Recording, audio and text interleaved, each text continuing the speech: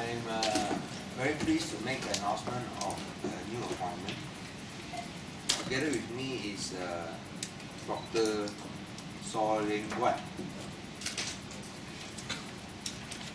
I'm happy to announce his appointment as the new curator of Penang Botanical Gardens.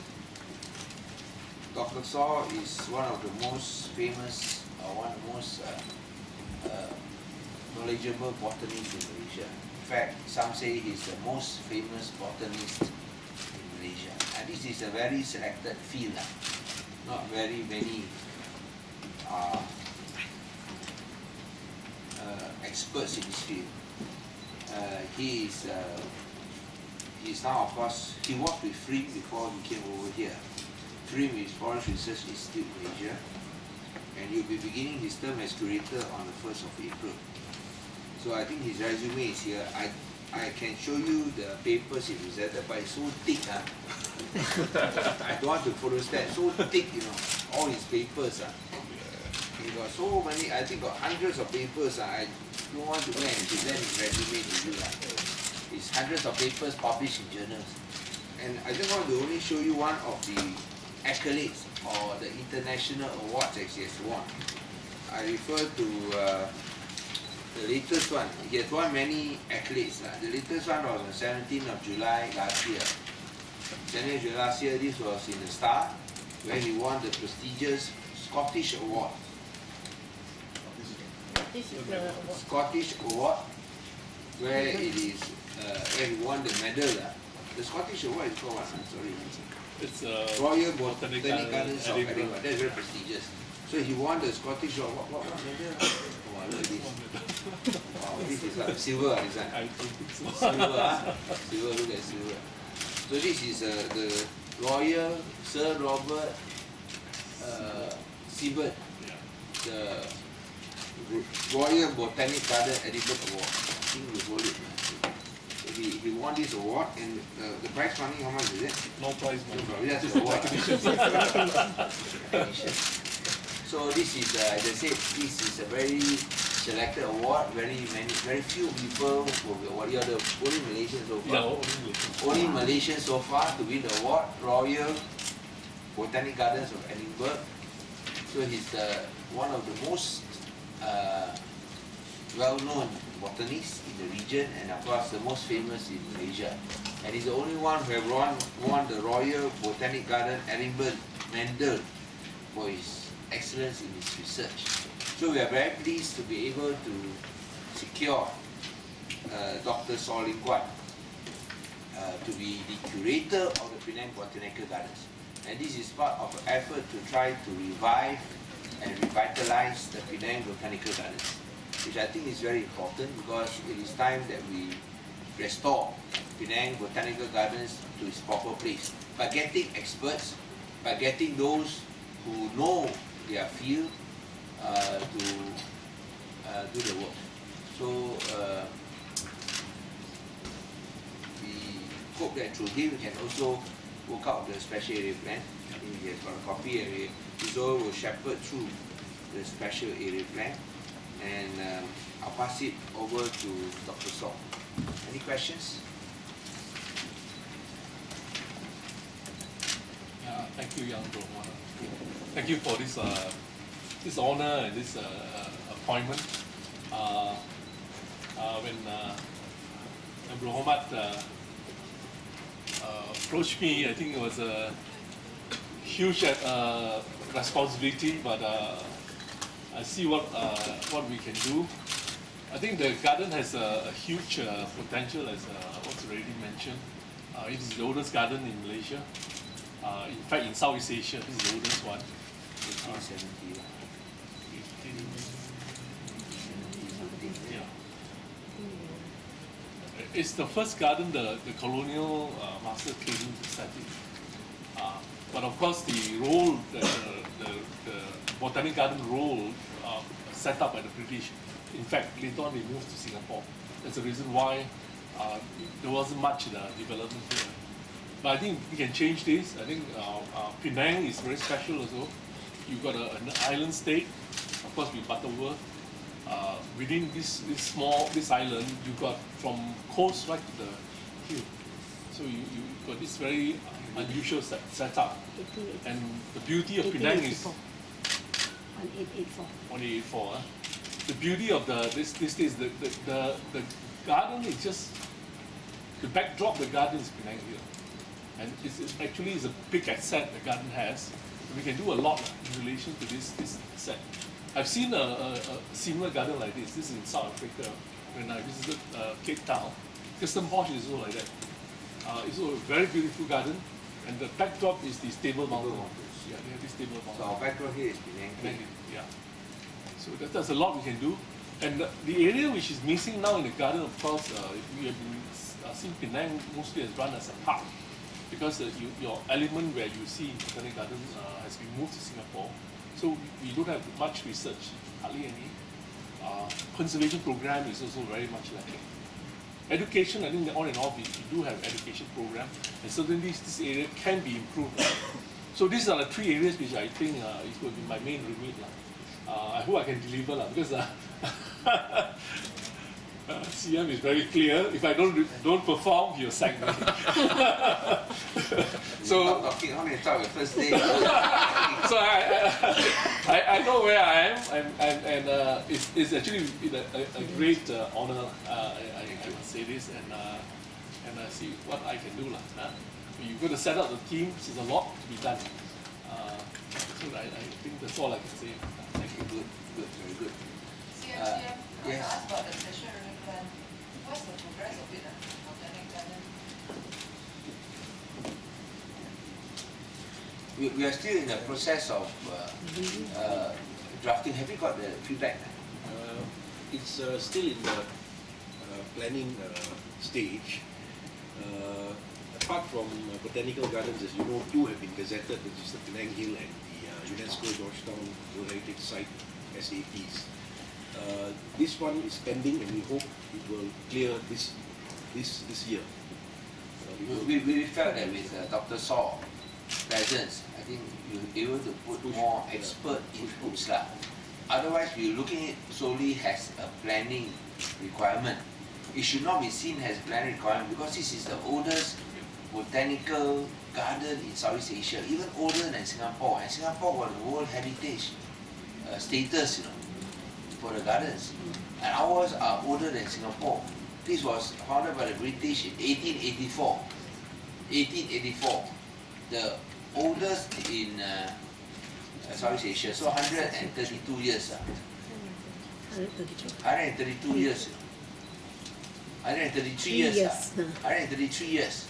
So it's the oldest in Southeast Asia, and we felt that it should be better served if we got professional botanists and expert to give inputs. Otherwise, you treat solely as a planning requirement. I think it somehow misses the soul.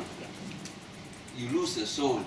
But with GG.HI, when we did the heritage area, we got all the heritage people to go and have a look. So you got the soul there. But here, you just treat it as a planning requirement, just send me a report, no soul. No. So it would not be deserving, it would not give the full meaning and impact to Penang Botanical Gardens. Yeah, please. I can add. I think it's like you got a hardware. Hardware is what you see on the ground in Penang Botanic Garden. The aerial plan is good because now it gives you an idea of what other hardware you're going to put in. But I think equally important, what CN already said, is the software. The things that you want to make it a proper garden. This is where your input, your content.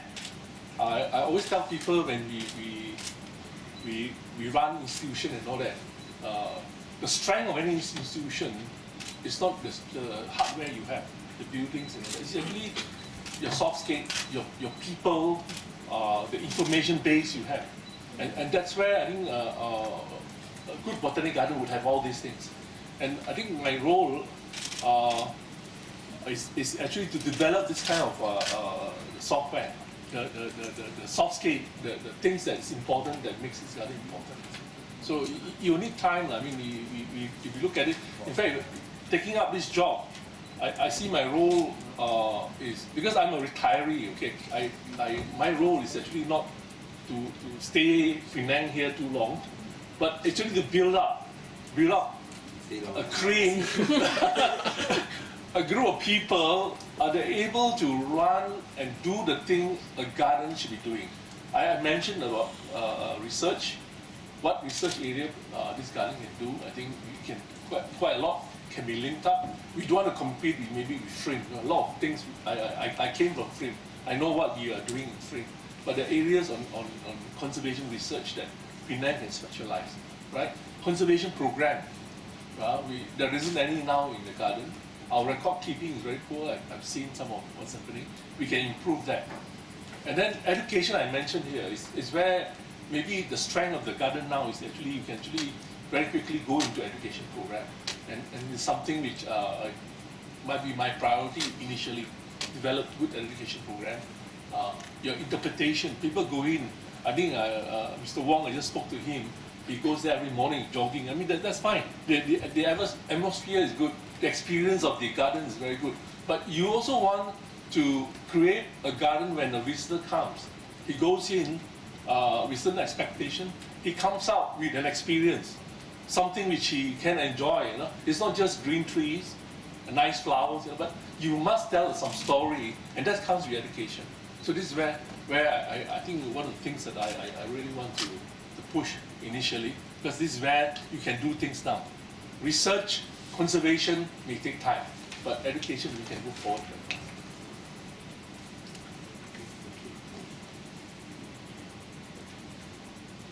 Thank you. You can see that, of course, with his background, not only award-winning botanist, but also his academic research. He's from the University of Reading, PhD University of Reading. That's one of the top universities in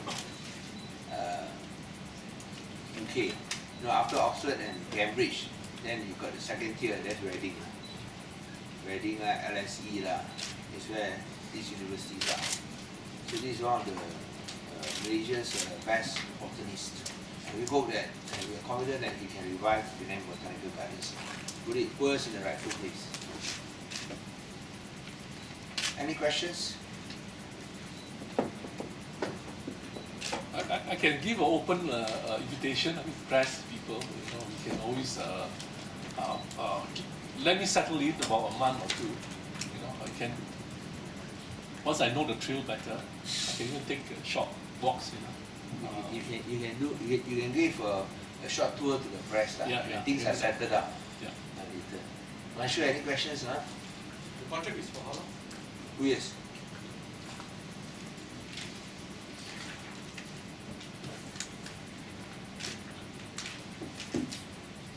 Minimum, or we can say longer. What do you say? This doesn't tie in any way with Taman Berdia, Taman is specific. There is a MBBP. There is a park. No, the difference is that many people get confused between a park and the botanical gardens. Botanical gardens is botanical garden.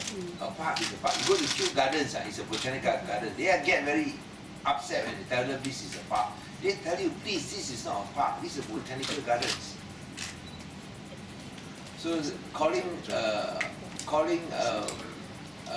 park or a botanical garden as a park is like saying that a football stadium or a football stadium is a swimming pool, something like that.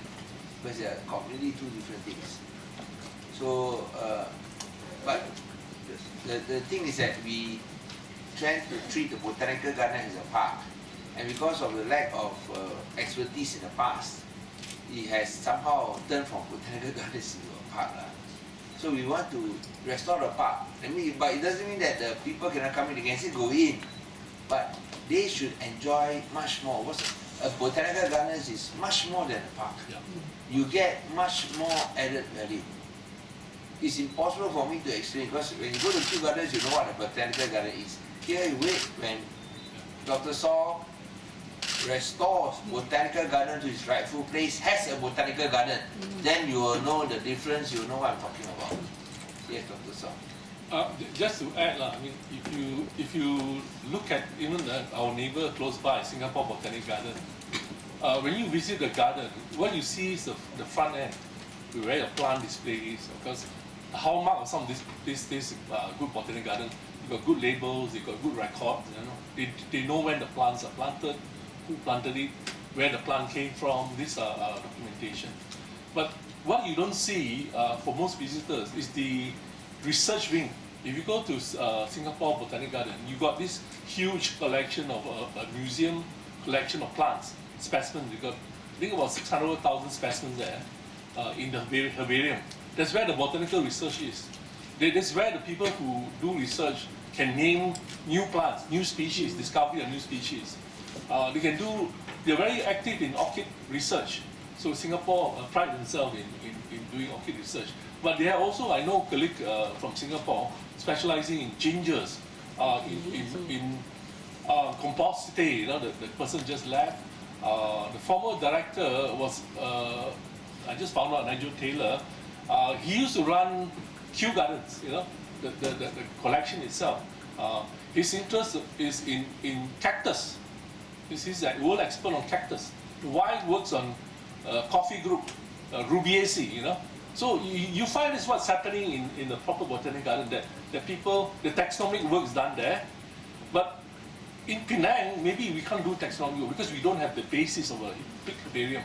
The big collection of herbarium collection you have in Trim. Trim has got 400,000 specimens. It's where the base, you can do all this kind of work. But where Penang can do is actually in the area of conservation research. Our threatened plants, you know.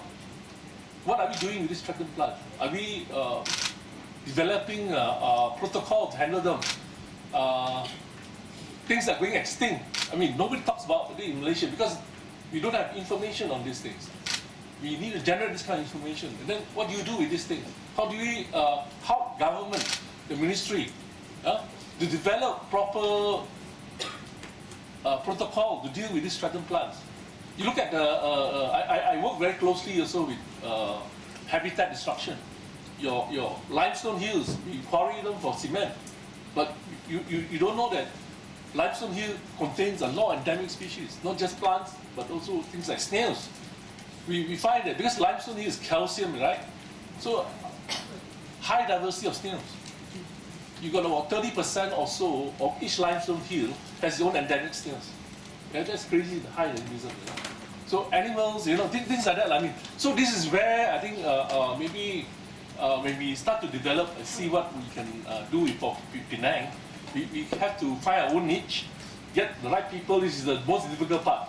This software, you know, to get the content, get the right people to do these things. Then we will make an impact of what Penang can do. Yeah. Any more questions? I think you all now have some sort of idea what a botanical garden is. Only 5 is good.